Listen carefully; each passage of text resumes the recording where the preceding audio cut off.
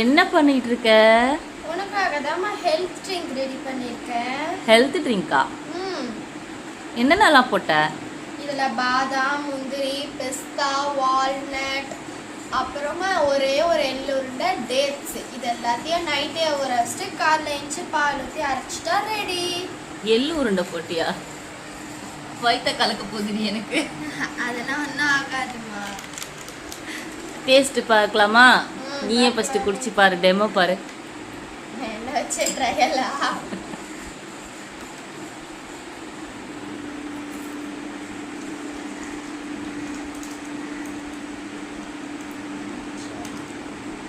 என்னடி கொண்டாது?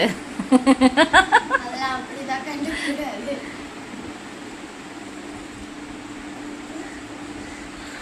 சூப்பரா இருக்கு. நீங்களும் வீட்டில் ட்ரை பண்ணி பாருங்க.